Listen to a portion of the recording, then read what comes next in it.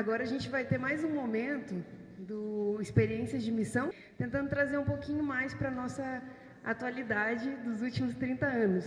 Então, tentando trazer um pouco mais de algumas experiências de missão, de proclamação do Evangelho, seja por ações, por palavras, né? Então, experiências de evangelismo e de serviço que a gente tem na BU. Eu queria, Royal, que você compartilhasse um pouquinho de como que foi essa experiência, da sua caminhada com Cristo, como que você tem vivido aí esse processo. Oi. E aí, gente, eu sou o Royal, né? Mas meu nome é Matheus, a Karen me apresentou. E então eu tenho que falar sobre como foi minha experiência de conversão, né? Tá, então vamos falar sobre isso. Bom, queria começar falando assim que muitos grupos eles não se sentem encorajados às vezes por eles pensarem que a ABU não funciona, né? Eu já vi muito essa expressão, mas eu gostaria de dizer para vocês que sim, a ABU funciona. A ABU alcança pessoas, ufa, né? E Deus alcançou a minha vida através da ABU, alcança a minha família hoje, né, através da ABU, ou através de mim, através da ABU, né? Mas vamos lá. Eu entrei no meu curso, né, odontologia, em 2014, lá na USP em Ribeirão. E a minha família não é evangélica, né? Tipo, eu era ateu, né, antes de entrar na faculdade. E quando eu passei lá em Ribeirão, lá em 2014, eu não conhecia absolutamente nada lá em Ribeirão. Ninguém, nem o lugar. E como todo bicho, eu precisava de um lugar para morar. Mas a minha irmã, a Nina, acho que algumas pessoas aí devem conhecer, ela estudava já em Franca, né? Estava no primeiro ano de Direito lá na Unesp em Franca. Ela conheceu a BU e também conheceu a Cristo através da BU de Franca. E durante o ano de 2013, que foi o primeiro ano dela, ela começou em alguns eventos. Ela foi no CR de 2013, que foi em Dourado, se eu não me engano, segundo semestre. E em casa, lá em Mogi, eu sou de Mogi das Cruzes, né? Ela chegava lá em casa com uns papos meio diferentes, né? De crente e tal. E eu era super preconceituoso, né? Tipo, minha irmã tá andando com esse pessoal crente agora. Vai começar a usar saia, cabelo comprido, essas coisas. E quando eu passei em 2014 lá em Ribeirão, minha irmã foi a primeira a me ajudar, né? Falou, não, eu conheço um pessoal lá em Ribeirão e eu posso te ajudar, vou te passar alguns contatos. E ela me passou o contato da Yara, do Neto e da Google. E quando eu cheguei lá, o pessoal da BU super me recepcionou. Tipo, eles nem sabiam se eu era cristão, se eu não era, mas eles me acolheram. E eu lembro até hoje o primeiro evento da BU que eu fui, que foi a semana de recepção dos calouros. E acho que a gente tinha ido num... O que era? Uma sorveteria, acho que era no Jô, né? E a partir daquele dia, eu comecei a fazer amizades dentro da BU. E isso é um ponto muito importante da BU, que é esses relacionamentos, né, que a gente constrói. E fora isso, né, fora esse contato que aconteceu dentro dessas amizades, eu também comecei a ir nos EBIs. Então os EBIs também funcionam, gente, para quem fala, o EBI e tal, não funciona, funciona assim. Então teve vários pontos, né? Um dos pontos foram as amizades, os EBIs. E eu também comecei a morar com um amigo meu, que é o Liminha, o pessoal aí deve conhecer lá de Ribeirão. Então, eu comecei a me envolver com a BU e teve todos esses pontos, né? Teve todo esse contexto que favoreceu, assim, a minha conversão, né? Foi Deus trabalhando ali na minha vida para que tudo isso acontecesse, né? E eu não lembro, assim, de um momento específico, nesse dia eu levantei a mão no culto e falei, aceitei Jesus. Não, isso não aconteceu. Mas eu sei que foi um processo, mas um dia que me marcou muito, ou melhor, um evento que me marcou muito foi o CR Ribeirão, em 2014. E eu lembro até hoje, assim, que era muito bonito de se ver o GB trabalhando em equipe, sabe? Todo mundo se ajudando. E isso me marcou muito, assim. Eu lembro que na ceia a gente cantou Marcharemos. Aí eu chorei pra caramba, assim, foi muito legal. E, mas foi isso. E depois teve o CF daquele ano, que foi como se fosse um CF da conversão, assim, porque a gente estudou 2 Coríntios, que acho que o tema era uma missão, reconciliação, um negócio assim. Como é que é? Uma só missão, reconciliação, né? Tá certo. E eu lembro que nas exposições a gente estudou temas que para mim eram novos, né? Por exemplo, a gente falou sobre tribulações na vida cristã, falou sobre dar o dízimo e ofertas, né? Que tem uma parte de 2 Coríntios que fala sobre isso. E aquilo foi, tipo, inédito, assim, pra mim, né? Pô, esse negócio que os cristãos sofrem tribulações faz muito sentido, né? Faz muito sentido na minha vida. E eu lembro também que eu conversei muito com o Cosmo, que é o namorado da Fer. Ele era do meu grupo de BNCF. E eu tinha ainda muito aquele negócio de... Nossa, eu não sei se eu sou cristão ainda. O que será que eu preciso fazer para ser cristão? E aí o Cosmo falava, não, cara, você não precisa ficar pensando nisso, né? Tipo, você é cristão, sabe? E isso foi muito bom para mim. E tem um outro ponto que é muito importante, que foram os EBIs. Tipo, para mim, os EBIs eram... Quer dizer, a Bíblia era um livro... Tipo, a Bíblia é um livro mó velho, né? O que estuda a Bíblia? Não faz nenhum sentido. Mas quando eu comecei nos EBIs... era muito louco, porque as pessoas os abeuenses estudam a Bíblia de uma maneira racional, sabe? Com perguntas, da maneira que eu estava acostumado a estudar as coisas. Então, eu ficava impressionado, né, Pô, eles levam a sério esse negócio. Quer dizer que é verdade, né, pô? Se eles estão levando a sério assim... Não, brincadeira. Mas foi isso, assim. E até hoje, né, eu participo da ABU em Ribeirão Preto e já passei pela liderança de lá, já fui para vários eventos de formação, etc e tal, IPL 2016 estava aí. Mas assim, eu diria que hoje a minha identidade como cristão, assim como várias pessoas já falaram aqui, ela foi construída dentro da ABU. Todos esses eventos de formação e tal, eles serviram para construir a minha identidade como cristão e, tipo, basicamente tudo que eu sei, todo o meu conhecimento, toda a minha identidade vem da ABU, sabe? Mais recentemente eu comecei a construir isso dentro da igreja, mas a minha base como cristão é a ABUense, né? Isso é muito legal e por isso que eu falei, né? Tipo, não se desencorajem, né? Que esse meu testemunho sirva de algo encorajador para vocês, de que Deus tem trabalhado trabalhado na vida das pessoas através da BU, assim como alcançou a minha vida. Acho que... Muito obrigada, Léo.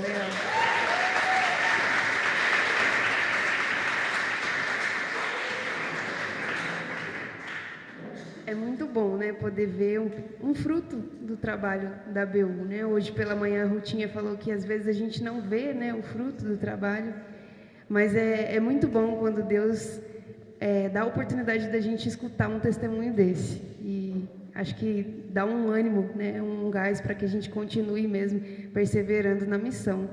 E percebendo também que todos esses eventos, né, de formação, os EBIs, tudo, que realmente tem uma importância, né, na missão.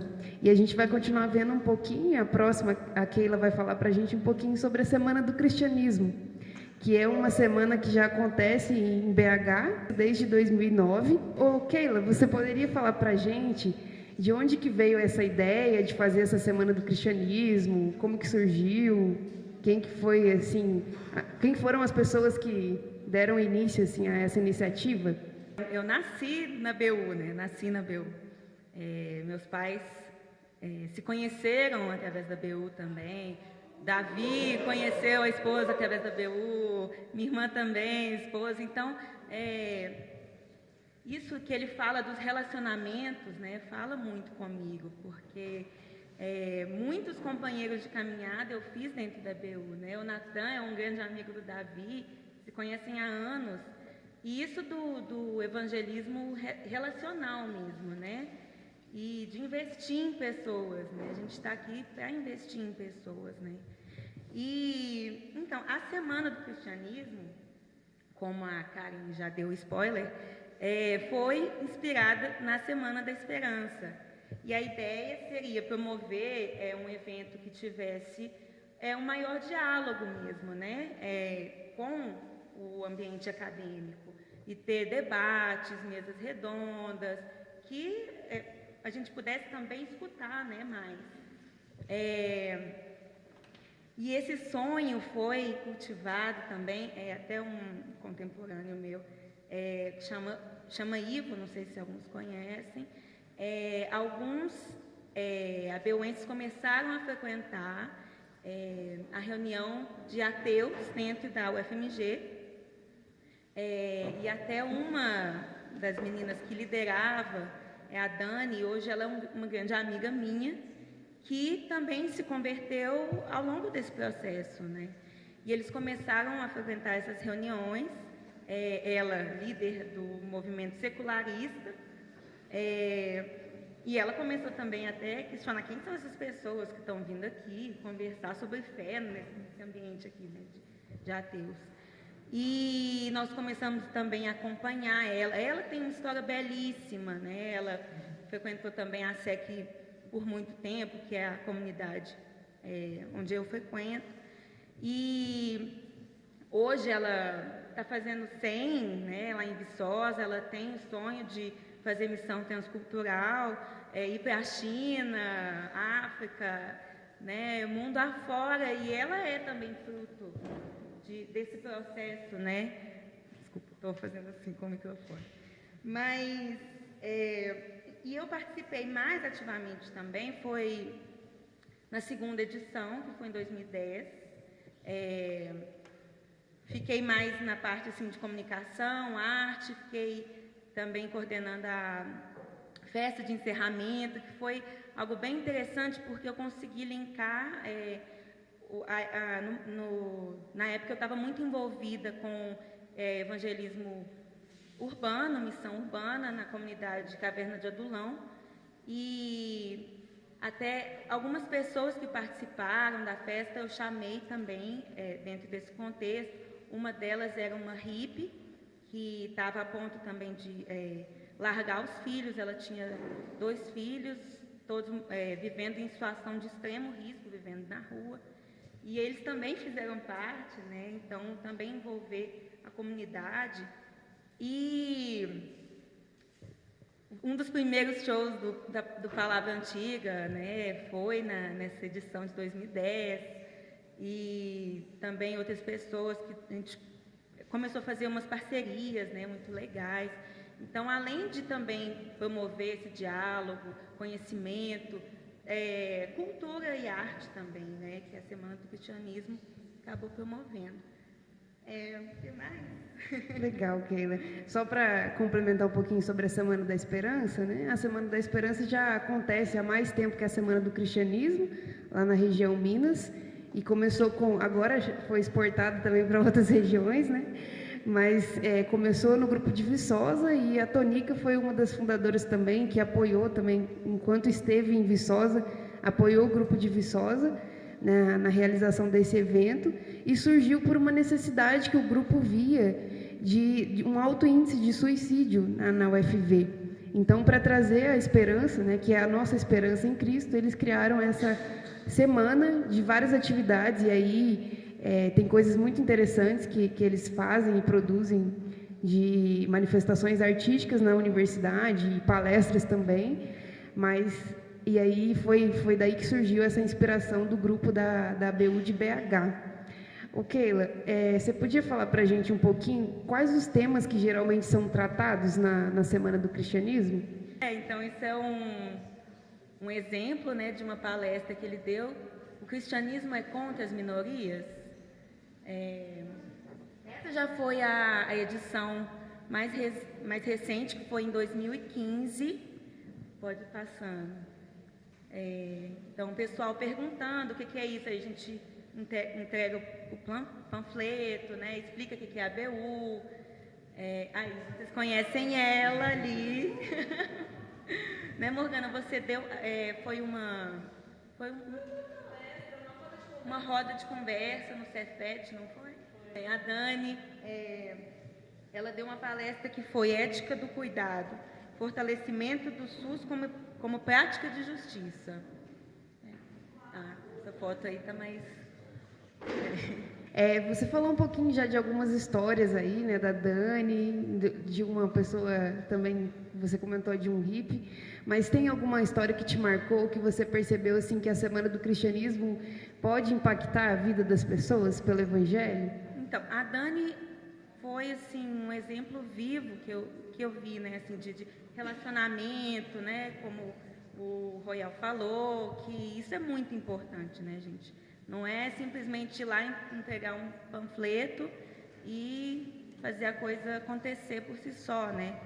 Então, a Dani, eu pude acompanhar todo o processo de conversão dela e acho que essa chama que se acendeu no coração dela foi também sendo cultivada ao longo dessa caminhada, né? E também, assim, muitas sementes que foram lançadas que a gente nem sabe, assim...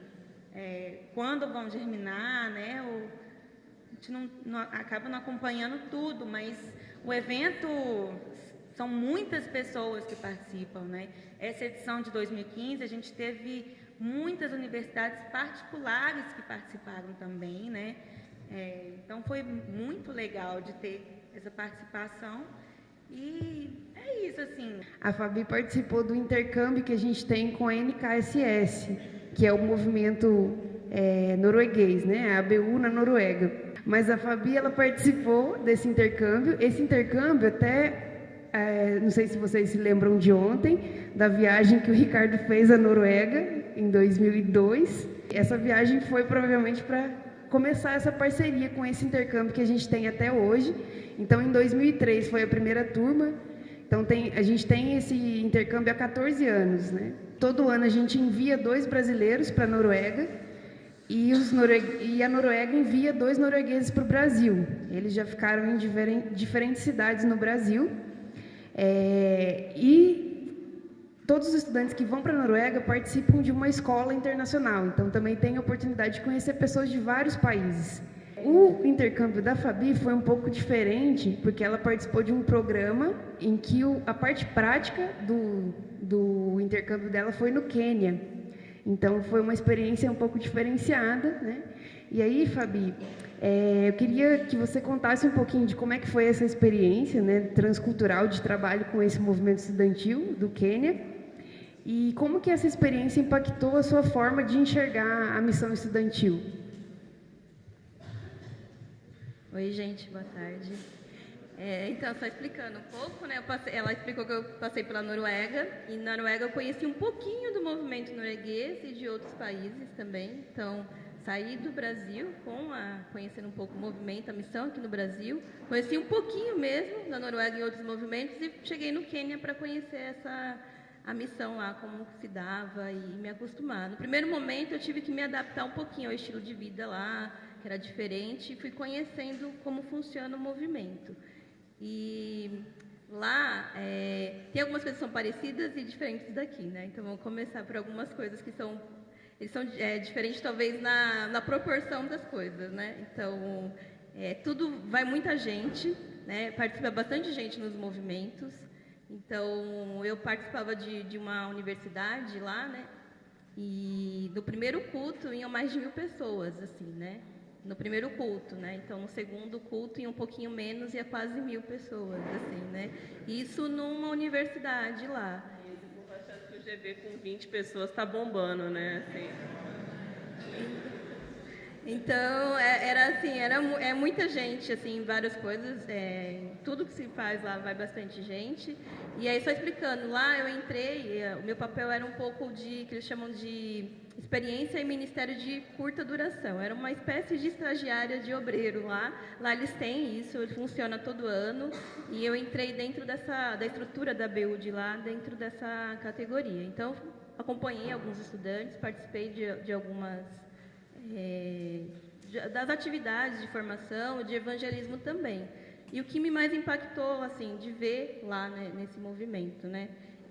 Eles eram muito corajosos, ousados para fazer as coisas. Então, assim, tinha que acordar cedo para fazer alguma coisa. Eles iam lá, acordavam super de madrugada, bem cedo, iam lá, faziam as coisas. Tinha uma fé muito genuína em Deus, assim, em Cristo. Então, isso me impactou de uma forma muito grande, assim. Eu saí de lá muito encorajada, muito mais animada a fazer as coisas, a ir lá, falar de Jesus na universidade, onde eu estivesse, independente da resposta das pessoas, né? O contexto queniano é um contexto um pouco mais religioso do que o brasileiro, mas mesmo assim tem bastante diversidade para a pregação do evangelho, né? Como vocês vêm acompanhando as notícias aí, eles têm algumas dificuldades também. Mas assim, eles eram muito ousados e tinham bastante ânimo para fazer as coisas. E em determinados momentos eu olhava assim e falava, acho que isso não vai dar certo. E dava certo, assim, sabe? O Senhor abençoava. E a mesma coisa também, né? Conhecendo o movimento de lá, para você olhar para o nosso movimento e perceber também que em alguns momentos eu falo, acho que não vai dar certo, e dá certo porque o Senhor tá com a gente, assim, né? Não é tanto o que as pessoas estão fazendo, mas o quanto que elas estão confiando que Deus está chamando elas para fazer algo ali, né? Tanto na missão aqui no Brasil, como a missão lá no Quênia. Então, isso que ficou para mim, assim, eu percebi muito o Senhor da missão, assim, né? Agindo, né? Usando as pessoas em contextos diferentes, em formas diferentes, em abordagens diferentes para fazer a missão. E uma outra coisa que me impactou bastante foi a importância de alcançar estudantes, né? Porque a gente pode olhar a missão no sentido geral, mas me chamou bastante atenção quão relevante é alcançar estudantes. Assim, naquele contexto do Quênia, faz mais diferença ainda, né? Os estudantes já são protagonistas lá, aqui no Brasil também, mas eles vão influenciar bastante a sociedade lá, como aqui também eu creio, assim, de maneira diferentes, né? Deus usando essa diversidade, mas Ele guiando, assim. Então, me marcou muito isso, assim. A fé deles, a coragem e o Senhor da missão agindo lá. E, Fabi, tem alguma história, algum momento marcante que você viveu lá, que você viu ações de evangelismo, de serviço, que te impactou, assim, alguma... Então, tiveram várias ações. Eles faziam bastante evangelismo, assim, dentro da universidade, além do culto, além das reuniões de oração e tudo mais. Eles combinavam alguns dias de ir dentro da universidade, dentro da moradia, passar de casa em casa conversando com as pessoas. Tinha essa ação também. Mas uma que me marcou bastante foi uma missão, uma viagem missionária que os estudantes organizaram. Eram estudantes de medicina. Eles organizaram e foram para uma parte mais do interior do Quênia. E era uma área rural, assim, de difícil acesso e tudo mais. E eles levaram medicamentos, dispostos a atender essas pessoas, ajudarem elas na questão da saúde. E eu fui, aí eu fiquei um pouco assim, sem saber o que eu estava fazendo lá, porque eu não entendo nada da área. Resolvi ir, aí as pessoas falaram, talvez você não entenda a língua lá, porque no Quênia a língua oficial é o inglês e o Kiswahili, mas tem mais 44 línguas, né, sendo faladas lá. Como eu fiquei a maior parte, pouca coisa, né? Eu fiquei a maior parte do tempo em Nairobi, então lá eu me virava bem com o inglês e aprendi algumas frases em Kiswahili, então achei que ia ser bom, assim, né? Então fui para o interior e falei, qualquer coisa eu lanço uma frase em Kiswahili e tudo bem. Só que chegando lá, eles me alertaram, eu vi que eu não ia conseguir me comunicar com as pessoas lá. Aí eu fiquei, o que eu estou fazendo aqui, né? Não vou poder falar com eles, não vou poder ajudar na questão médica e tudo mais. Só que Deus foi muito bom, assim, muito gracioso, porque eles perceberam que tinha uma brasileira ali, numa cidadezinha, num vilarejo no interior do Quênia. E eles ficavam me perguntando, né, por que você está aqui? E eu lembro assim das crianças pararem para ver e várias pessoas me receberem porque elas não entendiam porque alguém tinha vindo de tão longe para ali, para estar com eles. E eu falava e alguém ajudava na tradução e tudo mais, e foi uma grande oportunidade que eu tive assim de testemunhar, de falar do Evangelho. Eu achei que eu não ia conseguir fazer isso e também não entendia muito bem porque eu estava lá, mas depois eu percebi que ter uma estrangeira no vilarejo foi algo que ajudou bastante naquele momento, assim, né? Apesar de não fazer nada, as outras pessoas fazendo, eu vi que Deus usou as coisas complementando, assim. E eles também, esses estudantes, eles organizaram uma tenda, assim, né? Então, eles fizeram atendimento médico, ajudaram as pessoas que tinham alguns problemas que eles poderiam ajudar. Lá, a legislação, a questão da medicina é diferente da nossa, então acho que eles puderam ajudar muito mais do que aqui, né? Que a gente fizesse isso. Levaram medicamento, então as pessoas saíram de lá, assim, bastante impactadas, assim. Teve evangelismo e teve ação social junto, assim, foi bem legal, me impactou bastante essa ação, assim, foi bem bacana. Morgana vai falar um pouquinho para a gente da Rede Fale. A Rede Fale também foi uma outra iniciativa que surgiu dentro da ABU. A Rede Fale é uma rede de pessoas que oram e agem contra a injustiça social no nosso país e no mundo também. E a proposta, né, é produzir informações para ação e oração. Não sei se vocês já tiveram a oportunidade de ter contato com o Ore e Envie, que é um cartão que a Rede Fale utiliza para campanhas, né, seja nacional ou regional, e aí dentro de vários temas, e para realmente, em casos de injustiça, né, se levantar contra isso, levantar a voz contra isso, e poder orar também por essa situação. E, além disso, também a Rede Fale promove debates, atividades de discussão sobre temas relevantes também. E surgiu, né, inicialmente, pela iniciativa de 2 ABUenses, o Alexandre Brasil, que estava aqui com a gente ontem. Na época, ele era secretário-geral adjunto da... ele era diretor de Relações Públicas. E do Elter Neemias, que era diretor adjunto de ABU. Então, 2 pessoas aí da diretoria nacional que tiveram essa vontade, né, de começar essa rede. E aí, Morgana, de onde que veio essa ideia? Assim? O que motivou a criação da Rede Fale? Então, acho que a gente já conversou muito aqui, né, ouvindo as histórias, o quanto que aquilo que a gente aprende na BU nos provoca a olhar o nosso contexto, olhar a realidade. E aí, em 99, um grupo de estudantes da ABU se encontrou num CONUNE. Todo mundo sabe, né, o que é CONUNE? É o Congresso Nacional da UNE, que foi lá em Goiânia, em 99. E aí, eles, naquele momento, aqueles estudantes juntos, olhando para aquela realidade, para aquela situação, assim, dos debates que estavam sendo travados dentro do Congresso da UNE, e daquilo que eles já vinham aprendendo, discutindo e se relacionando dentro da ABU, da necessidade de fazer algo para fora e, ao mesmo tempo, que conectasse as nossas ações de fé. Mas isso ficou como uma ideia, como uma provocação, como um desejo, né? E aí, em 2000, como o Alexandre contou ontem, ele foi, junto com uma delegação, para o Urbana, né? Que ele contou e tal. E aí, lá no Urbana, ele conheceu uma iniciativa muito interessante lá da Inglaterra, que é o Speak, que era um grupo de cristãos lá na Inglaterra, que faziam campanhas de oração e ação a partir da igreja, fazendo incidência política, principalmente com o governo e com aqueles que podem resolver coisas, né? Lá na Inglaterra. E aí o Alexandre, então, trouxe essa ideia do Urbana e falou assim, dá para a gente fazer isso aqui. E juntou com aqueles estudantes que estavam já inquietos, né, a partir dessas questões, e lançaram aí a primeira campanha numa parceria aí com o pessoal do Speak, aprendendo, né, todo o arcabouço lá que eles tinham desenvolvido, e também com o apoio da própria BU, o apoio institucional, né, de fortalecimento, e aí futuramente foram entrando algumas outras parcerias, mas aí a primeira campanha foi essa aqui. A Sara me ajudou, que ela trouxe alguns cartões históricos, né? A primeira foi essa aqui, que foi Fale pelo cancelamento da dívida externa.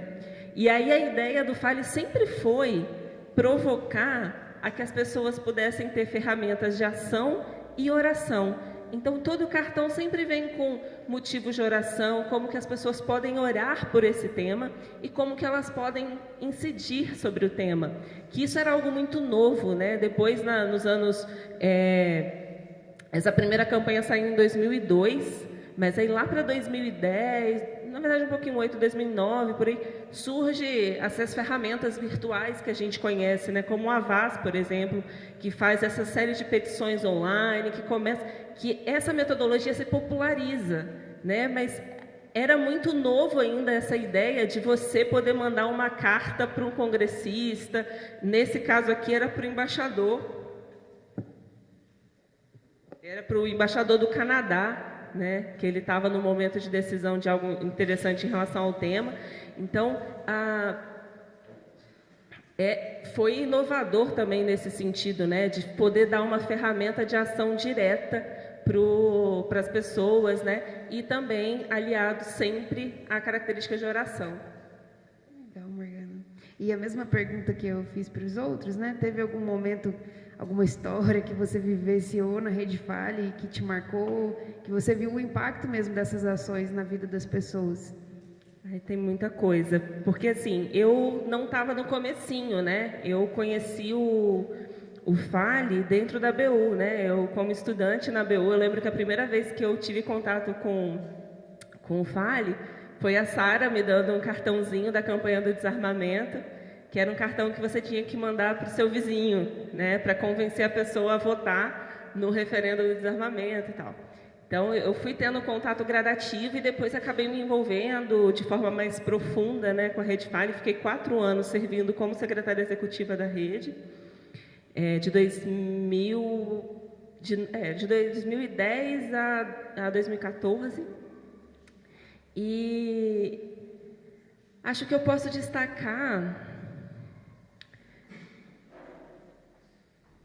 uma situação que foi quando um grupo de estudantes lá de Marabá, no Pará, inquietos também pelas questões da cidade, então eles sempre passavam por uma região e viam que aquela região muito empobrecida, alagava muito a região, com questões de saneamento público, obras desreguladas. Muitos de vocês conheceram essa história lendo o livro que está ali na...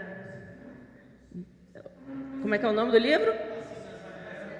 Isso, Assim na Terra como no Céu, pode comprar, capítulo 1, conta essa história.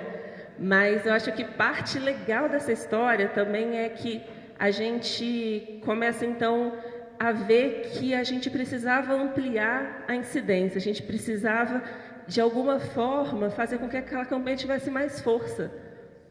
Então, a história, como eu falei, né, era um grupo que alguns estudantes incomodados criaram, então, a gente trabalha com a ferramenta de campanhas, né, então criaram uma campanha direcionada ao presidente da Vale, porque aquela região é uma região que foi degradada pelo avanço da Vale, e a Vale não reconhecia, né, aquela região até então como uma região afetada. Então, eles não tinham nenhuma ação para mitigar danos, né, para diminuir os danos ali causados. E aí, o pessoal fez uma pesquisa séria e a gente desenvolveu essa campanha. Na campanha, a gente pedia que a Vale assumisse compromissos com aquele território,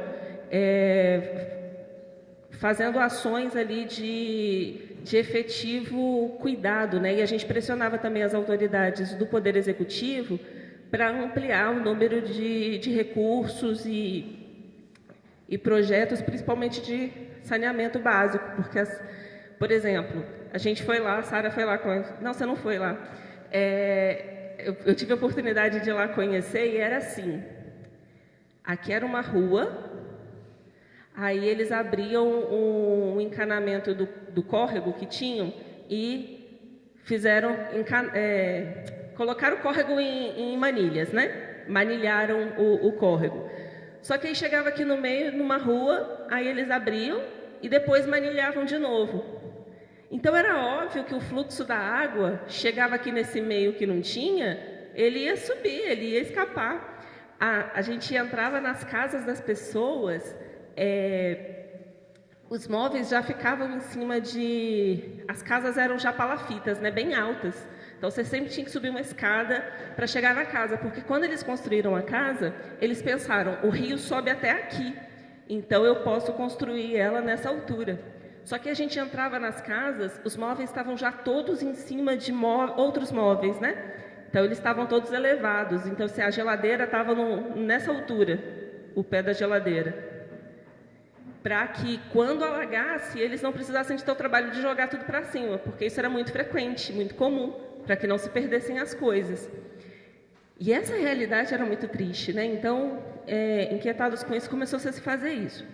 E aí, a gente orando, pensando, analisando qual seria uma estratégia possível, né, para poder ter efetivo retorno, né? E aí a gente pensou, então, em aproveitar um congresso, um encontro nacional que a gente ia ter do Fale e fazer uma manifestação na frente da Vale.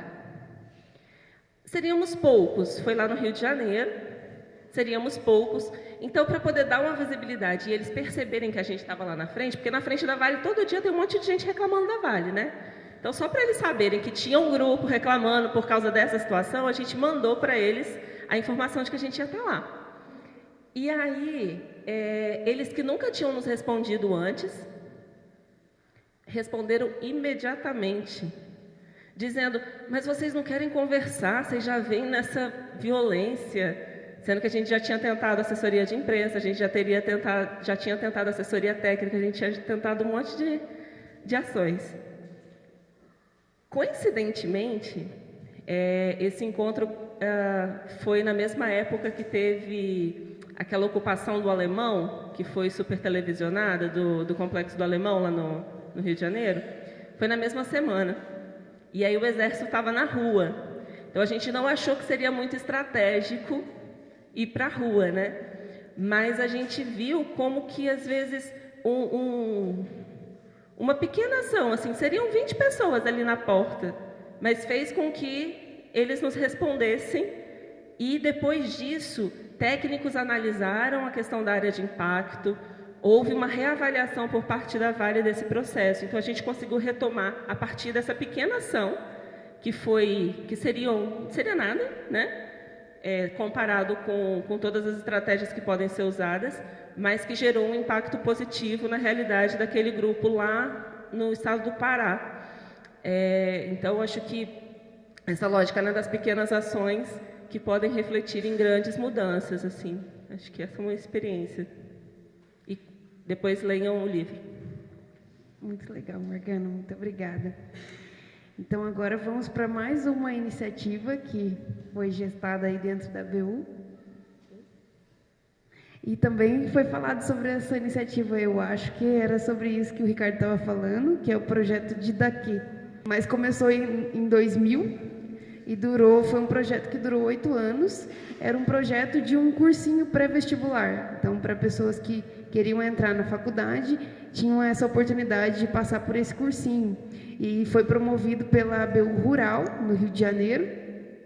E esse cursinho era vinculado como um projeto de extensão na UFRRJ, né, Rural do Rio. E acho que a Nilza pode falar um pouquinho mais de como funcionava, mas surgiu a partir da ideia de 2 estudantes da BU, né?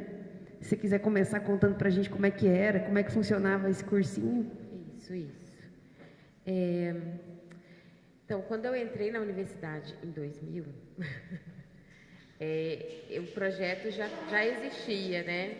Eu lembro que, na verdade, eu comecei a participar do grupo de ABU em 2001 e aí já tinha começado, né? Já tinha uma turma desse pré-vestibular funcionando. E esse projeto aconteceu por conta do sonho mesmo, né, dos estudantes. de fazerem mais do que eles estavam fazendo dentro da universidade. Eles também não só queriam abençoar os estudantes que estavam ali, mas eles também queriam abençoar a comunidade em volta, né? A cidade e tal. Então, eles gastaram meses, um tempo escrevendo o projeto.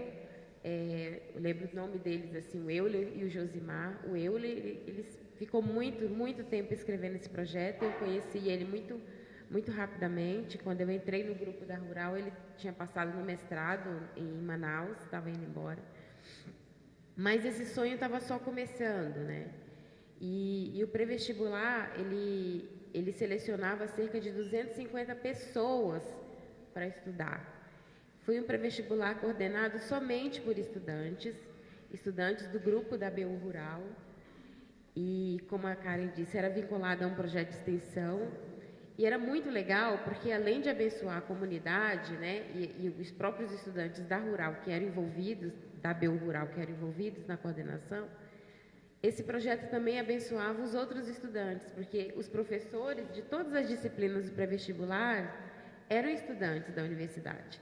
Então, eles passavam por uma seleção, né, e eles ganhavam bolsa para trabalhar lá.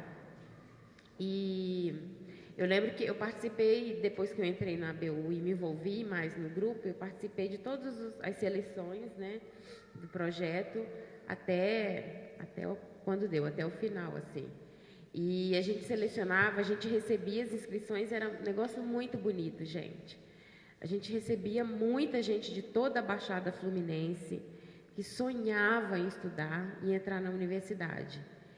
E quando a gente abria o espaço para as inscrições, a gente recebia mais de 500 inscrições. E o valor do pré-vestibular era R$10 por mês. Era só para manter mesmo, ajudar com as cópias. E tinha muita gente que não conseguia pagar.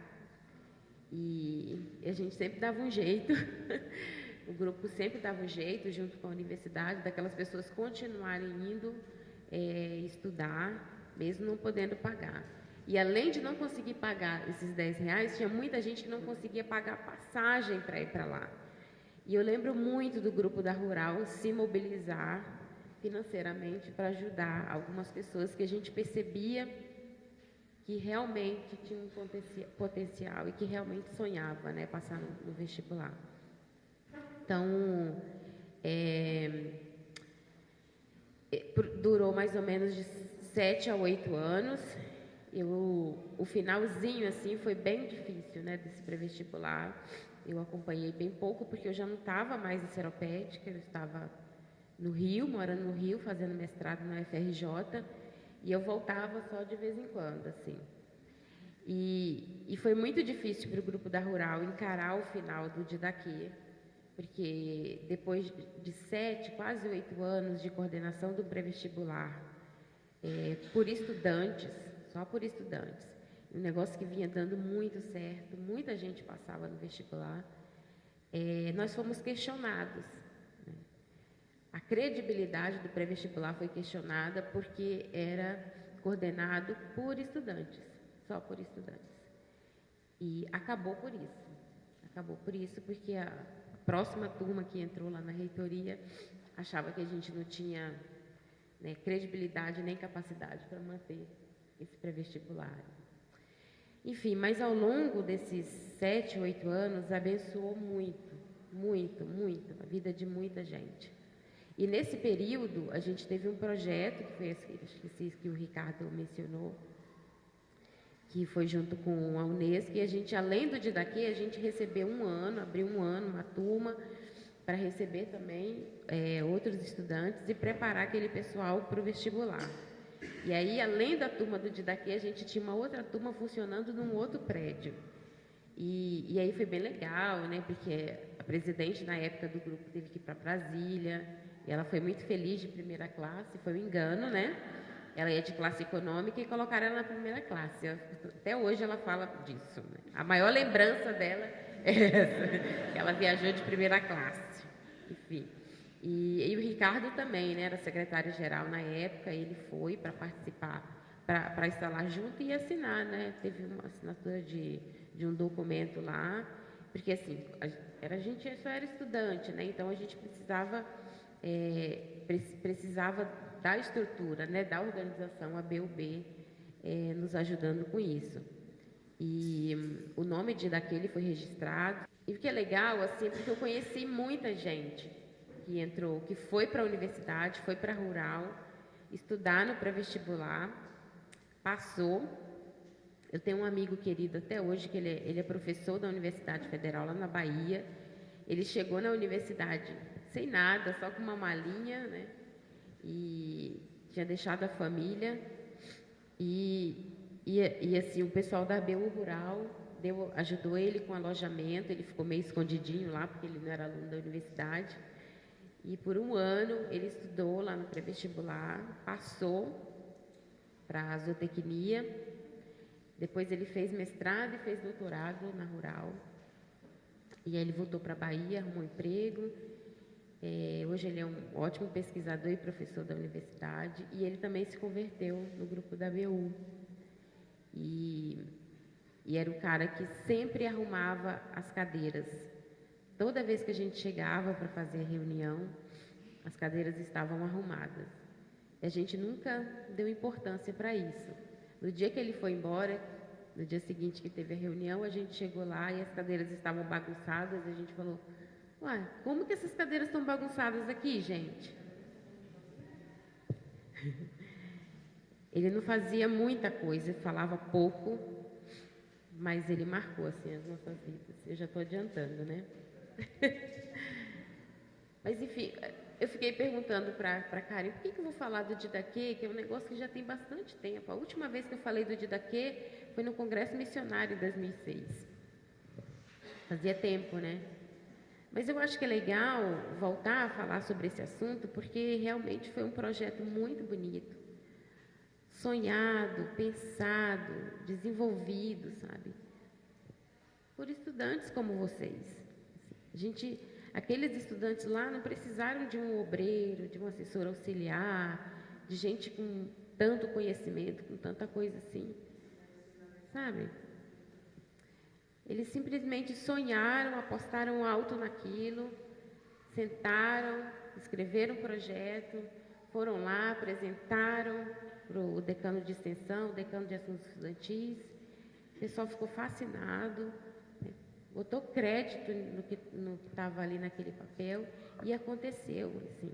E ao longo desses 8 anos a gente não tem nem noção do quanto a gente, né, Deus abençoou a vida de tanta gente através desse projeto. Então, assim, não tenham medo de sonhar, assim, não permitam que o medo torne vocês prisioneiros, sabe? Se libertem, escrevam, compartilhem, sonhem, coloquem a mão na massa. Com certeza vai fazer a diferença para a vida de muita gente. Obrigada, Nilza. Bom, acho que com essas experiências compartilhadas, né, acho que a gente acaba tendo nossas esperanças renovadas, assim, de que é importante que a gente continue criando esses tipos de iniciativa, né? A gente ainda tem um tempinho. Eu queria ver se abrir para vocês, se vocês quiserem fazer alguma pergunta para qualquer um deles ou para todos. Morgana, como que está a Rede Fale hoje? Quais temas que ela tem trabalhado? Bom, hoje a articulação está muito mais no nível local, né? Isso é uma análise que eu faço, não sei se é uma análise que a rede como um todo faz, mas com a emergência também das redes e das novas ferramentas e metodologias, a gente acaba avançando um pouco, né? Porque, como eu falei, no momento isso aqui foi a grande vanguarda, né? E a grande novidade. Hoje eu acho que o papel é mais local, né? Então, de desenvolvimento de atividades, de formação e de pensar a incidência e ação de integração, né? Entre a nossa fé e a ação política. Posso te dar o exemplo, por exemplo, né? do pessoal de Belo Horizonte que escolheu adotar uma comunidade, assim, então, que está numa região de ocupação urbana, lá na Rosa Leão, e que tem trabalhado com ações de desenvolvimento local, de fortalecimento também das lideranças ali, para poder fazer empoderamento daquele contexto.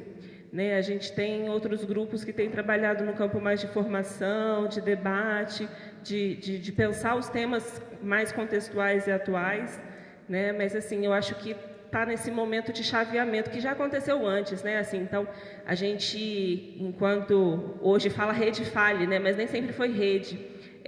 O marco para definir que era rede foi em 2009.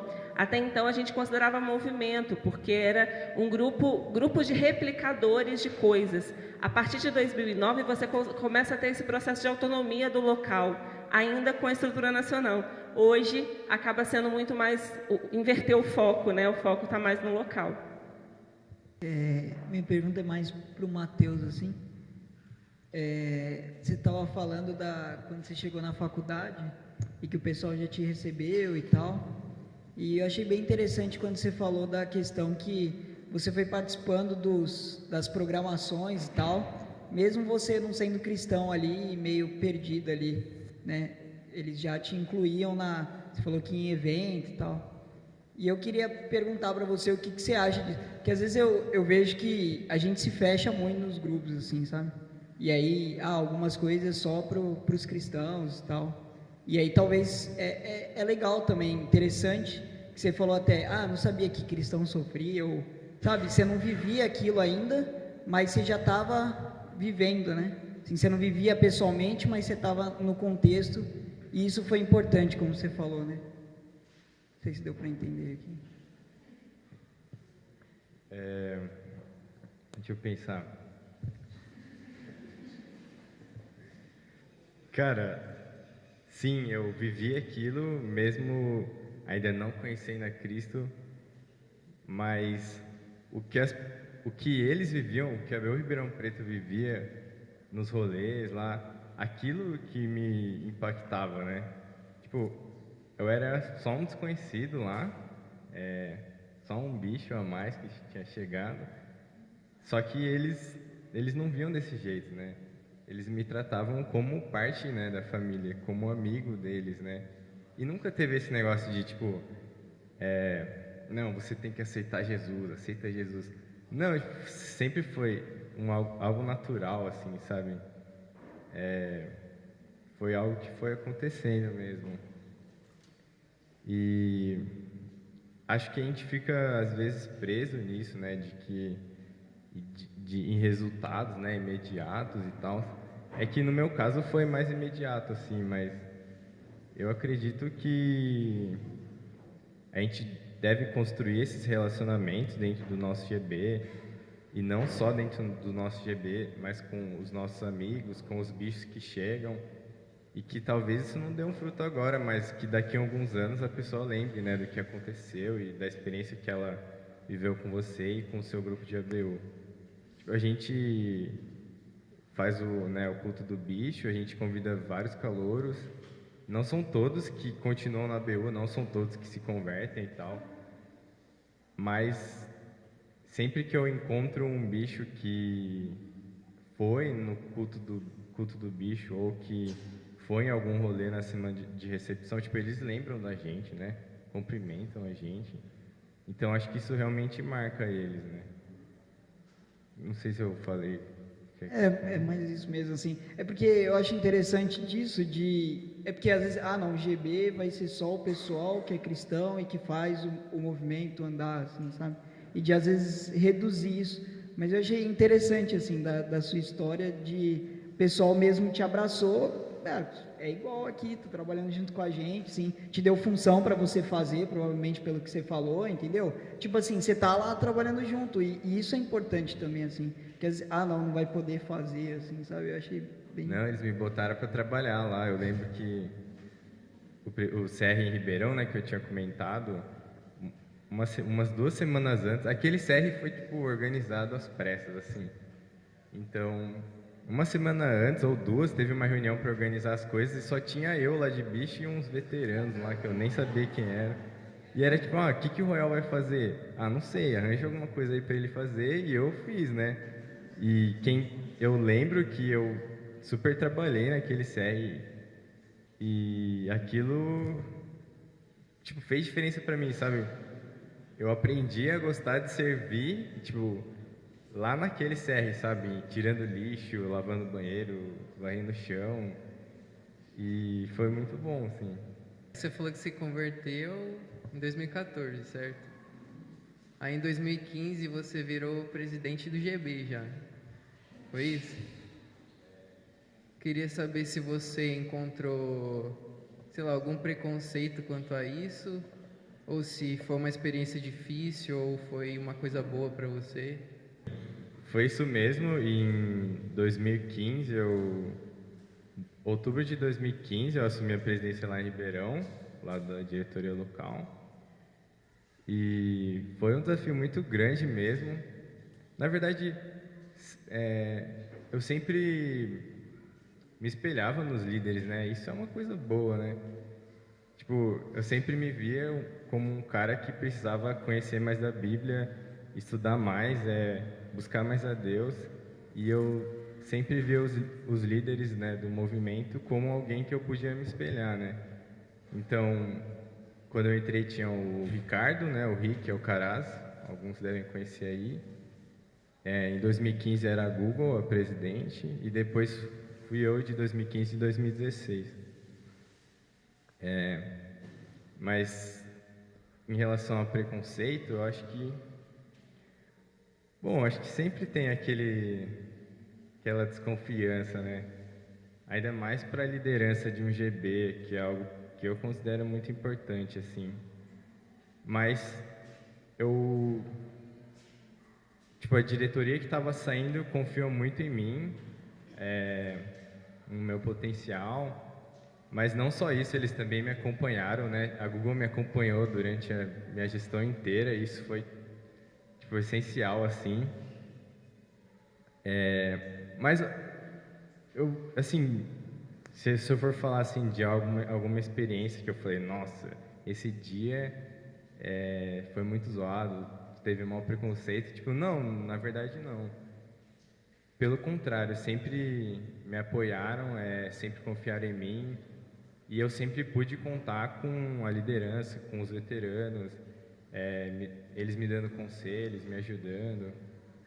Mas o que eu digo, assim, de preconceito é porque,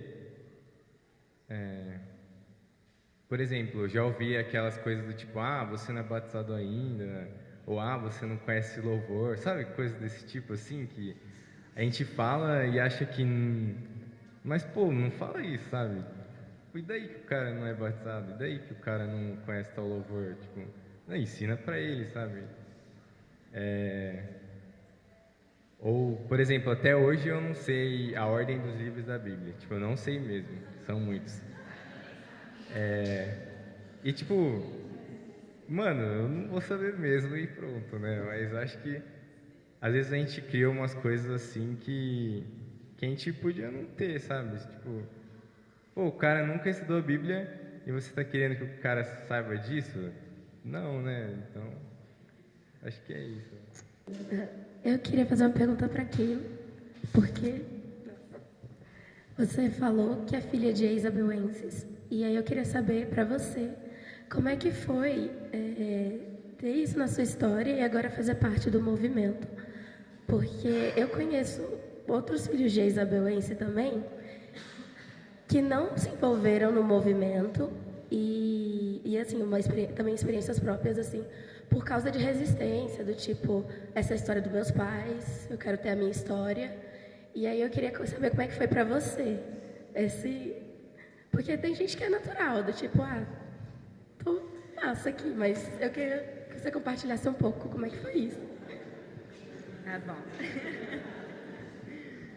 Então, deixa eu pensar.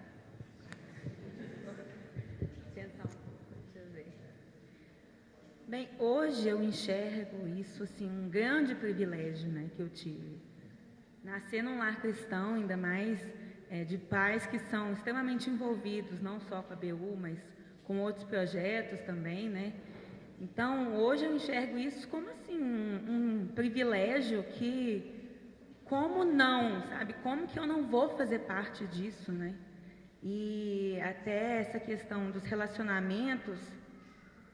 que eu tive grande oportunidade de cultivar, ali, a Ruth, foram pessoas assim que marcaram muito minha história, porque quando eu mais precisei, eu pude contar com pessoas da BU, sabe? Assim, momentos que a minha vida parecia que, sabe, estava no fundo do poço mesmo. Então, não só assim minha família, mas pessoas que eu tive a oportunidade de me relacionar e cultivar uma amizade com quem eu sei que eu posso contar, né? Eu posso ligar e pedir ajuda muitas vezes, né? Então, para mim, hoje eu enxergo assim, um grande privilégio. Mas não foi, assim, tudo mar de rosas a vida toda, não. Como se eu fosse super velha, né, gente? Mas na adolescência eu neguei a Cristo, tive um processo um pouco complicado na adolescência, e eu vim a me converter mesmo e ter uma experiência pessoal a partir mais dos 18 anos, a partir do momento que eu comecei a entrar na universidade. E aí a ABU começou a falar mais forte para mim, sabe? E até me envolver e aprender mais o serviço, né? Como o Epafrodito falou. Desculpa, mas... Ai, ficou, desculpa. Mas aprender a servir também, né, nesse espaço e... gente, assim, isso é essa palavra que eu disse, sabe, privilégio, sabe, eu ter nascido num lar que meus pais se conheceram na BU, a BU Love, Davi também teve a BU Love, Elisa também, né, etc e tal. Então, como o Manu até criou o termo aí, eu sou uma BU Kid mesmo, né? Cresci na BU, mas é uma coisa muito pessoal, né? Eu tive que achar o meu próprio caminho dentro do movimento, né? E hoje também, estando envolvida na diretoria regional, hoje eu sinto que é o momento, né? Não foi na minha primeira graduação, foi agora, né? Agora eu estou me envolvendo mais, também com um pouco mais de caminhada, né, no movimento. Hoje eu sinto um chamado maior, né, de atuar mais no movimento. É mais ou menos isso, eu acho. Eu queria que a Fabi dissesse assim, como que ela vê a importância do intercâmbio para a BUB. Eu acho que o intercâmbio ele traz as pessoas que viajam, elas são as principais beneficiárias, assim, mas elas trazem uma visão e uma vontade de servir dentro do movimento bem diferente, assim. Eu acho que olhando para a instituição, né, para o movimento, acho que esse é o principal ganho, assim, a experiência que eu tive no Quênia, a convivência com eles, a coragem e tudo mais, de alguma forma eu voltei para cá, assim, e tenho atuado, assim, no movimento, né. Então, acho que, primeiro, é um investir em algumas pessoas para elas voltarem e continuarem investindo em outras. Assim, eu acredito bastante no intercâmbio da ABU com outros países, não só a Noruega. Acho que a gente tem, enquanto movimento, uma oportunidade, um privilégio de conhecer o que está sendo feito com a missão estudantil de uma forma muito mais profunda que a gente não tem, sem só ficar ouvindo o relato, assim, sabe? Acho que é um outro aspecto. É lógico que é uma ou duas, três pessoas que vão, mas quando elas voltam, elas contam de como Deus está agindo na vida daqueles irmãos, daquele movimento estudantil. E é um olhar diferente sobre as necessidades do ambiente estudantil. Você consegue perceber o que está ali de que é diferente, mas também o que tem aqui que é igual e qual ferramenta que eles estão usando lá que é boa, que a gente pode tentar implementar aqui também. Eu acho que isso ajuda bastante o movimento. Eu participei do intercâmbio também, mas a minha parte prática não foi na Noruega, também foi na Sérvia. E para mim foi uma experiência assim muito rica. Eu lembro que quando eu voltei eu pensava assim: nossa, o mundo é muito diferente, mas é muito igual. As pessoas são muito diferentes, mas elas têm as mesmas necessidades em alguns aspectos. E eu voltei assim com a sensação de que eu preciso valorizar esse movimento, assim. E eu vi muitas coisas que a BU tinha de bom, assim. E eu voltei empolgada para servir. Acho que isso é uma das coisas que o intercâmbio faz, assim, com a gente. Da gente ter essa abertura de entender como funciona em outros movimentos, mas de voltar para casa e pensar, não, eu quero trabalhar aqui, eu quero servir aqui, né? E se um dia Deus me enviar para outro país, para trabalhar com outro movimento, que bom, mas a sensação que eu tinha era, eu quero voltar para o Brasil para servir no Brasil, né? É ali que Deus me colocou e conhecendo bem as necessidades, acho que a gente tem muito potencial, né? Então, eu acho que cada uma dessas iniciativas, né, não só o intercâmbio, a Semana do Cristianismo, projetos como o Didaquê, que podem, porventura, acontecer, surgir na BU, eu acho que a gente precisa investir nisso, né? A gente precisa ter coragem de iniciar, né? E como a Nilza colocou, outras pessoas colocaram também, essas iniciativas, elas partem dos estudantes, né? Então, acho que a gente precisa valorizar isso e orar, né? Acho que orar para que novas iniciativas, novos projetos surjam também. Então, queria que a gente finalizasse esse momento com uma oração.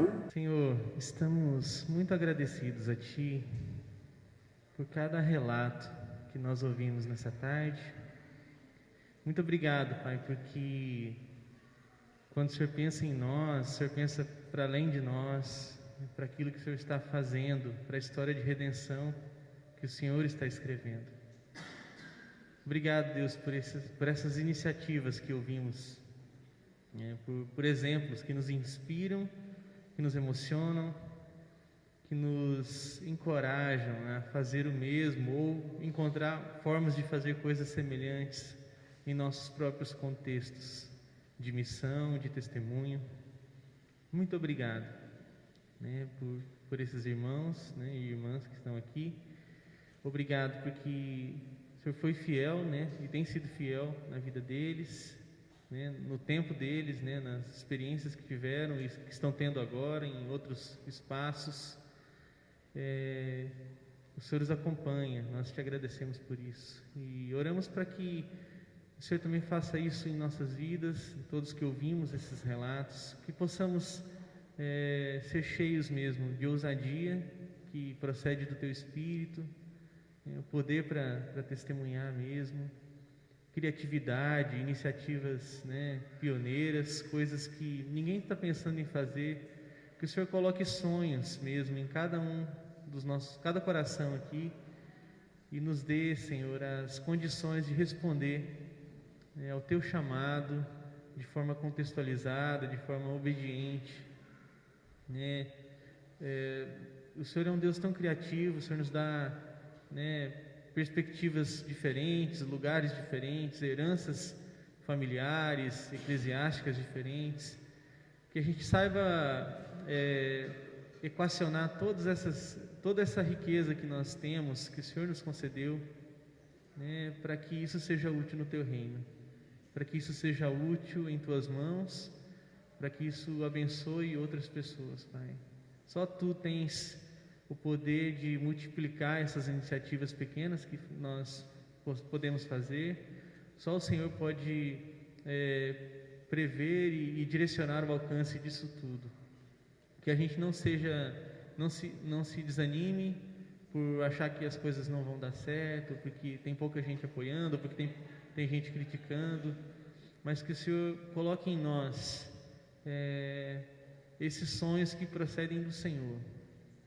Abra o nosso olhar, abra os nossos ouvidos, abra o nosso coração, para que a gente perceba o que o Senhor mesmo está vendo, o Senhor está ouvindo os clamores nesse mundo, e o Senhor espera que a gente participe, coopere contigo em resposta a esses clamores. Então, faça isso em nós. Essa é a nossa oração, Pai. Que sejamos obedientes, que sejamos servos e servas obedientes ao Teu chamado. Pedimos isso por meio de Cristo. Amém.